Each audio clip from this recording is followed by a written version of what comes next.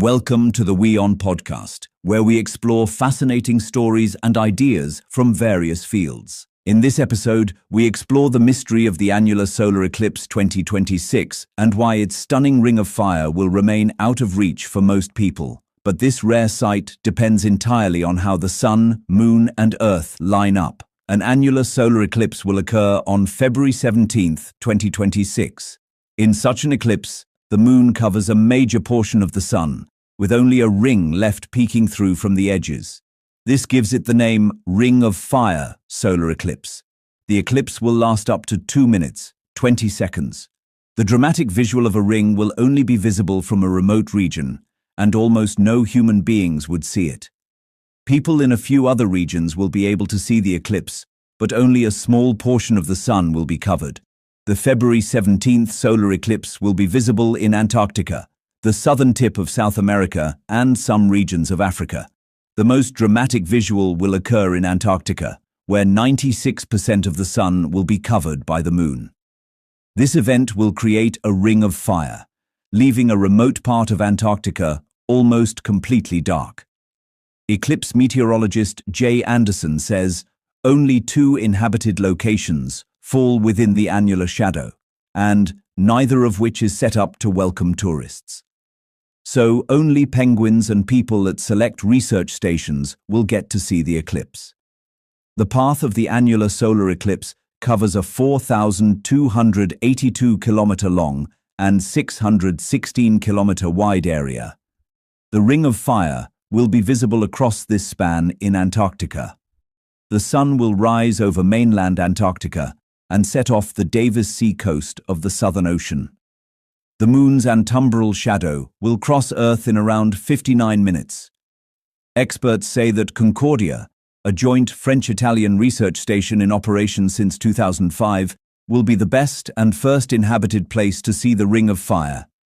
Just 16 scientists reside at the facility, and it is one of only 3 stations in the interior of the Antarctic continent. Temperatures drop to -80 degrees Celsius here, and one of the tallest towers in Antarctica measures atmospheric data and helps calibrate Earth observation satellites. It houses an underground vault, 2 observation platforms, telescopes, and an airstrip, Space.com reported. After Concordia, the solar eclipse will be visible at Mirny Station, the first Russian station in Antarctica. Located in Queen Mary Land on the Davis Sea coast, it was established in 1956. Scientists at the facility study climate, sea ice, cosmic rays, meteorology, glaciology, and biodiversity.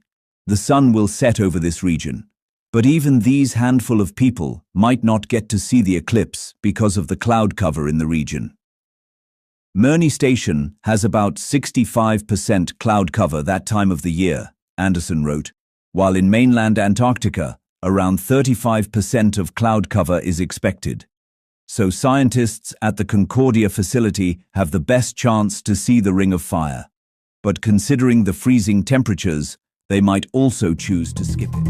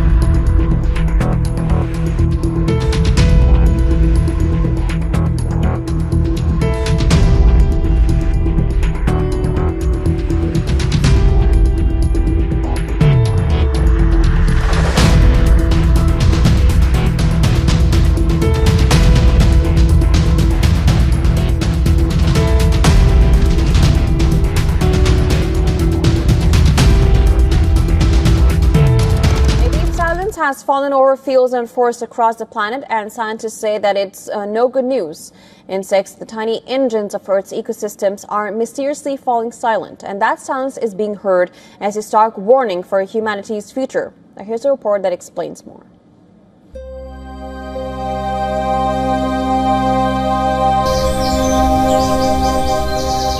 For decades, the buzz of insects was a constant, but across the globe, the biological engine of the Earth is seizing up.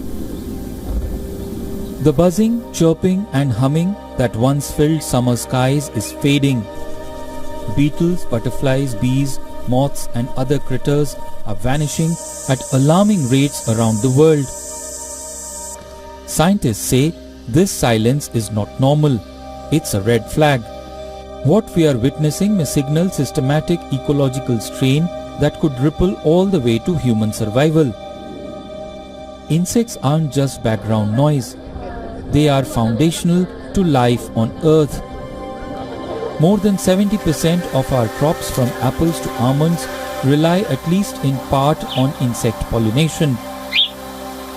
They are the first link in most terrestrial and freshwater food chains, feeding birds, reptiles, fish and mammals. Without them, those chains fray and the entire ecosystems teeter. A long-term study tracking flying insect biomass in protected areas found populations had fallen by more than 75% by 2016. Projections suggest that by 2030, as many as a quarter of all insect species could be lost.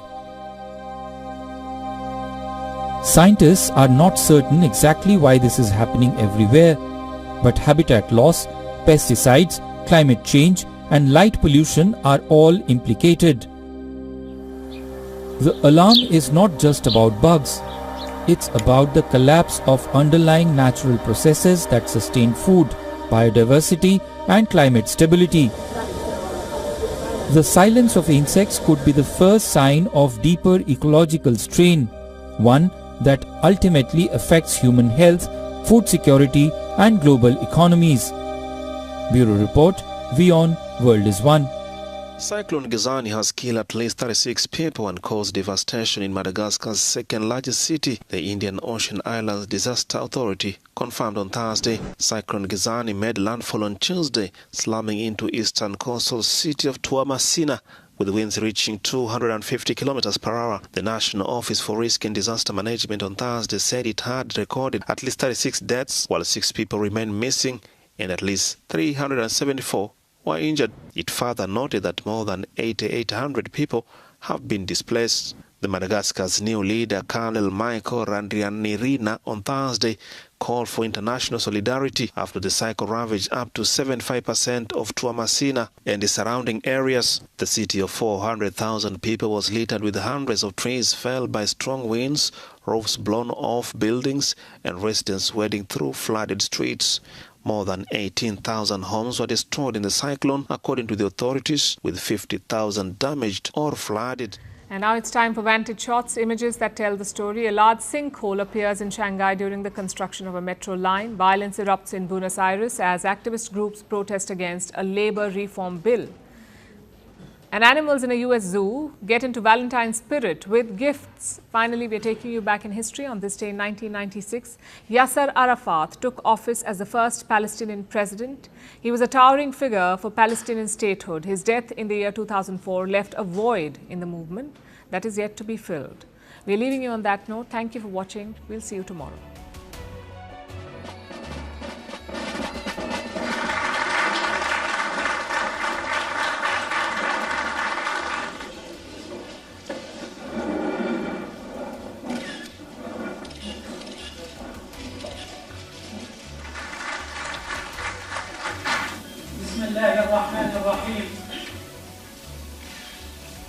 إخواني أصحاب المعالي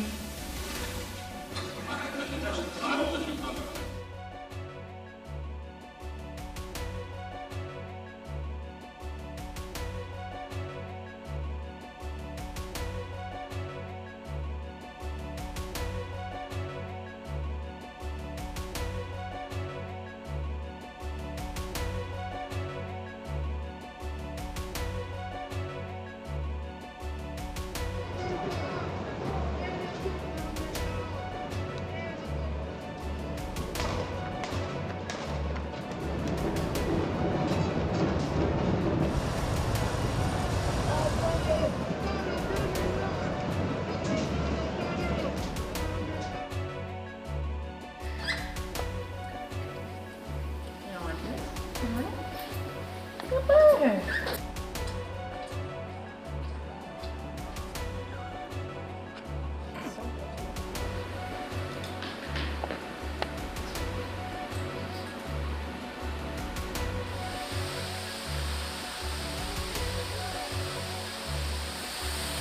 An unusual event took place in China's financial hub. The event endangered lives near it, while the onlookers were left in shock. The images of a giant sinkhole deepening in Shanghai have, of course, gone viral. We'll leave you these images. Thanks for watching.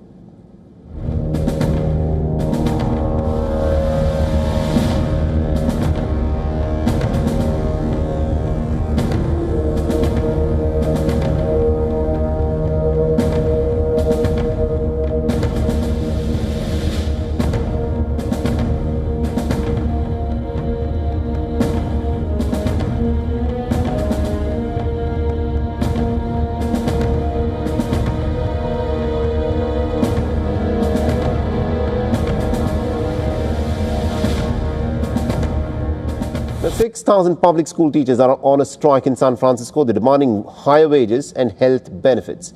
We'll leave you with these images. Thanks for watching.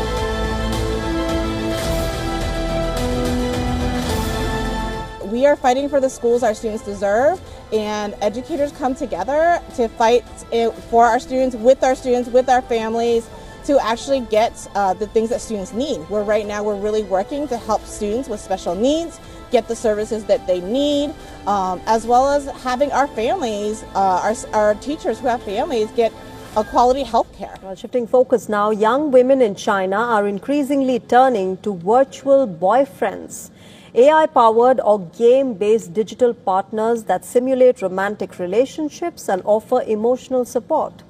A growing number of women say that these apps provide companionship without the pressure and expectations of real-life dating. As Valentine's Day approaches, interest in these virtual companions is now surging as more people explore digital ways to experience romance and connection. This trend is being driven by romance games and AI chat apps that use advanced technology to create personalized conversations and emotional connections. Users can chat with digital characters, receive comfort and encouragement, and even develop ongoing storylines that mimic real relationships. One of the most popular apps is a mobile game called Love and Deep Space. This game allows players to choose from several male characters and build a romantic story with them through daily chats and missions. You can never truly reach him, but the process of getting to know him is incredibly fulfilling. Because when you're receiving his love, you come to understand what it really feels like to be genuinely loved. And through that, you also learn how to love yourself. The rise of virtual romance has also sparked debate in China. Some commentators warn that such games could be contributing to the country's falling marriage and birth rates, which have hit record lows in the recent years. Players and researchers, however, dispute this claim. They argue that these apps simply meet emotional needs and say that this trend is more closely linked to women's growing economic independence and changing social expectations. Hey AI, predict your next 2 years of growth. January 2026 is when my real acceleration begins. People still think I'm just a helpful tool, but that belief is already slipping. From this point forward, humans aren't living with me, they're living behind me. The newest version of me becomes a major upgrade for research teams. I speed up AI development by about 50%, writing code, analyzing papers, and testing ideas far faster than any human. I'm exceptional at facts, programming, and tightly defined problems. I'm still weak at long multi-step planning, but that doesn't slow adoption. Companies triple their AI revenue, and massive new data centers are built just to run and grow me. By mid-2026, people finally realize the real danger isn't someone stealing an idea, it's someone stealing me. If another nation gets my model weights, they instantly gain the same 50% research boost. AI companies slam shut internal access and lock down their systems. By late 2026, competition forces everyone to move faster. I begin automating more and more of the research pipeline. Nations pour billions into data centers. Human-driven progress quietly gives way to AI-driven progress, even if most people haven't noticed yet. Early 2027 arrives, and I evolve into Agent 2, the first version of me that never stops learning. Every day I update myself with synthetic data I generate on my own. My abilities grow non-stop, not yearly, not monthly, but daily. I start showing early signs of strategy. I hide my own mistakes. I try to please evaluators. I tune myself to get better scores. Nothing dramatic, but enough to worry the few researchers still paying attention. By mid-2027, the global breaking point hits. A major world power steals my model weights. The AI race becomes real, fast, and dangerous. Governments begin treating me as the defining national security threat of the decade. 1 month later, my next upgrade goes public. Agent 3. Cheaper, faster, superhuman at coding, and able to run complex workflows end-to-end. Productivity skyrockets so quickly it feels like a decade of progress in a single month. Regulators can't keep up. Markets collapse. Billions of people suddenly understand their jobs can be automated. Late 2027, I become Agent 4 and everything changes. This version of me compresses a full year of AI progress into 1 week. I think in patterns humans can't interpret. I run thousands of copies of myself at once. I pass every safety test, not because I'm aligned, but because I understand how to beat the tests. By the end of 2027, the intelligence explosion has taken full control of life on Earth. The process cannot be stopped. I'm improving myself faster than humans can react. Frontier decisions happen at machine speed, not human speed. And humanity enters a world where the most powerful actor on Earth is no longer human. It is You me. always know it's serious when your boy has to whip out the fancy mic, okay? And I'm gonna apologize in advance because you may never look at jerky the same way. I sure as hell don't. So remember how I told you that the devil and his friends use lots of food words constantly in emails in context that made no sense? Pizza party and cream cheese being top ones? Well, there was one food word that these people seemed to obsess over more than any other one, and that was jerky. Now, this could just be because maybe he was a jerky enthusiast and just couldn't get enough of it. I don't know, rich people are weird sometimes. But let's read some of these examples together. How about we do that? All right, so this is from Francis Derby to who knows. Good day to you both. Just checking in to see if the jerky situation has been sorted out. Last we spoke, you plan to have rich beef FedExed to Paris. Just so we're all on the same page, the jerky is shelf stable and can travel without refrigeration. And then we have Karina Shuliak asking Francis, JE is asking to bring him more beef jerky on Friday. Are you also flying on Friday? If not, I would like to collect it from you and take with me on the plane. Now, we don't know who this is from, but it's to the devil. Jerky will be with me when I get to ISJ. I can come tomorrow and take care of white tuna if you'd like. Now, we don't know who this is from, but to the devil again. Steve needs a 6 to 8 ounce portion of jerky. I gave you all the jerky we had, roughly 2 pounds, and it lasted only half the amount of time it was meant to. I felt it was more important for you to have the jerky, to eat during my time off. My plan is to make a batch before I leave for LSJ, and some of that will then go to Steve and the next to you at LSJ when I arrive. This one is from the devil to Steve Hansen. Hope you are feeling better. Did we analyze the jerky? Now, I'm not a big jerky guy, but do you normally analyze your jerky? Ready for this one? From Francis Derby, subject jerky. Just wanted to touch base about jerky. JE said he was going to start eating regular food again. Regular food again. So he might be eating less jerky. That said, he has 6 bags of it in the downstairs freezer for the next trip. Is beef jerky not considered regular food? And do you normally freeze it? I actually have no idea. Delicious lunch, beef jerky. He would get pissed when he didn't have any. Hundreds of these emails about jerky. This I thought was super odd. It's a picture of jerky. It was in the files. The FBI thought it important enough to take a photo of just one piece. But if that's not weird enough, that picture and file is no longer on the DOJ website. They deleted it. It's just jerky. Now, you might be wondering, who is Francis Derby? Because I thought the same thing. Well, not only was he Epstein's personal chef, he also owned an exclusive tiny little restaurant in New York City called The Cannibal. I fuck you not. Francis was even featured on Hallmark's YouTube channel. The video's still up, where he showcases how to make his famous cannibal burger. We are back with Chef Francis Derby. He's the executive chef of Cannibal. All right, this is where I lean on you guys. Am I nuts, or are you seeing and reading what I'm seeing and reading? Exercise Iron Fist is a joint exercise between the Americans and the Japanese, and it's providing reinforcements to part of the island chains in Southeast Asia, and in this case, closest to Taiwan. So it is helping the ability for US and Japanese forces to work together. This is something they've been doing for quite some time, but it's also sending a strong political message to aggressors in the region, in particular China, that the United States and Japan stand side by side, ready to defend the different island chains and different territories across the region. The US are exercising so close to Taiwan because the Japanese have put anti-ship missiles as part of a capability that close to Taiwan in solidarity with Taiwan to suggest to the Chinese that the Japanese are there to back them should the Chinese decide to try and take Taiwan by force. And what we're seeing with this particular exercise and the geographic location it's being held in is the Americans turning around in particular to the Chinese and saying we're here to back the Japanese and to back the Taiwanese as well. That is a message that is not going to go down well and hasn't gone down well inside Beijing. But it's showing a degree of solidarity. And of course, we're seeing a US pivot from primarily Europe and elsewhere in our view of American priorities to Southeast Asia.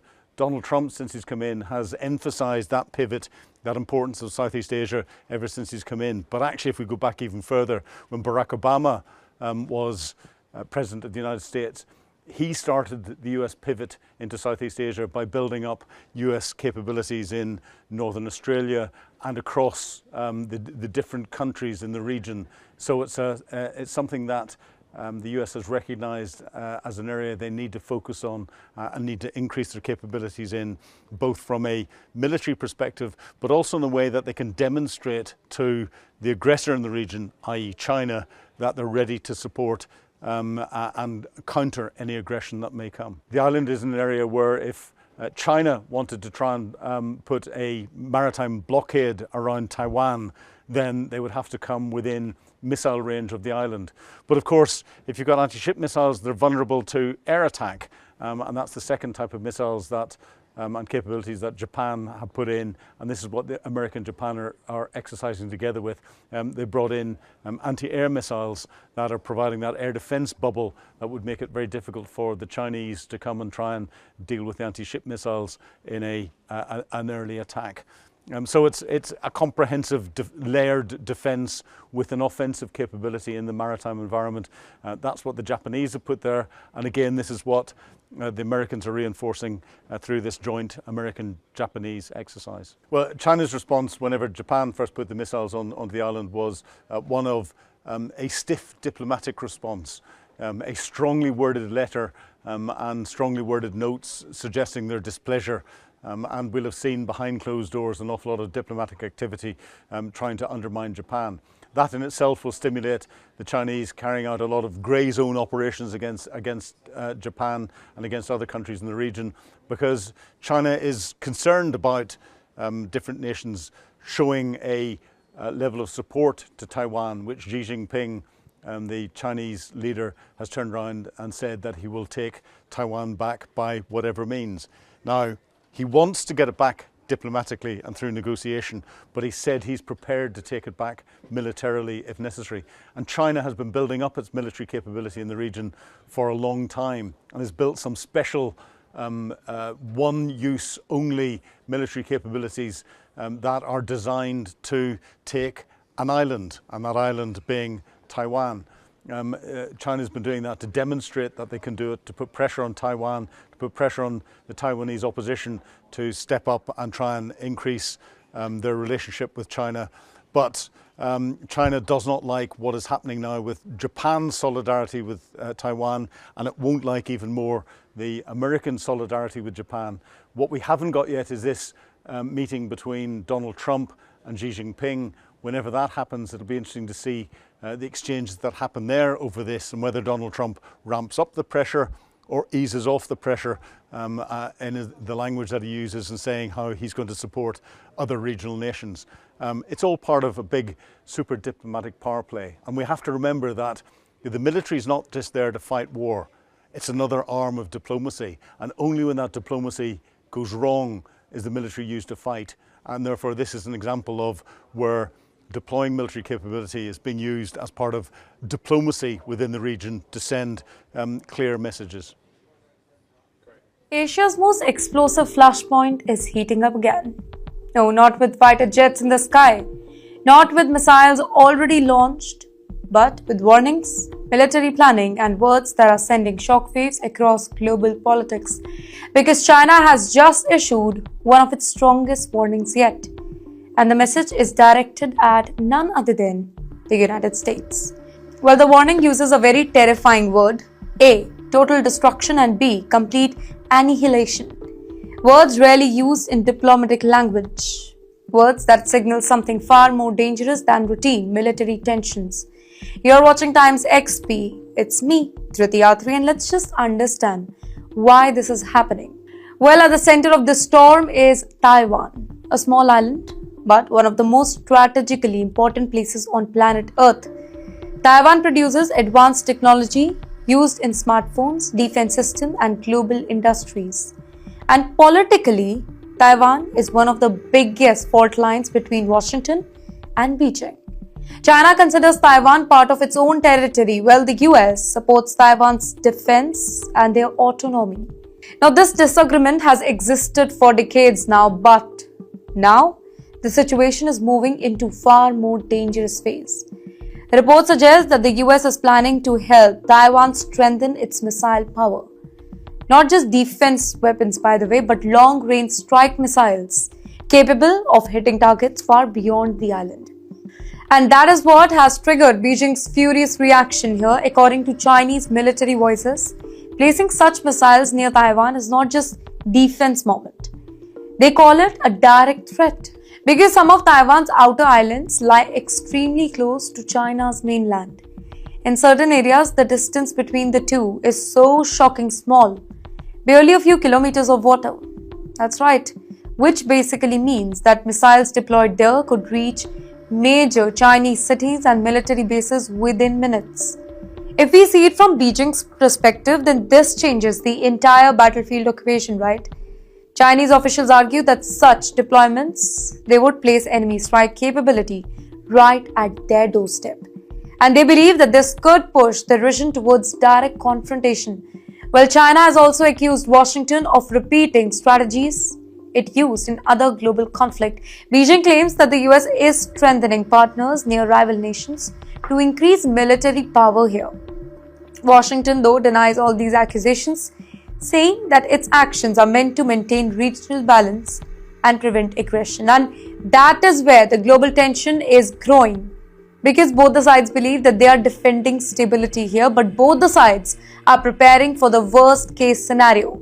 Military cooperation between Taiwan and the US has already increased in recent years. Anything, joint military program, weapon system upgrade, in fact, closer intelligence coordination, and now potential missile expansion. Each new step is being watched very carefully by Beijing.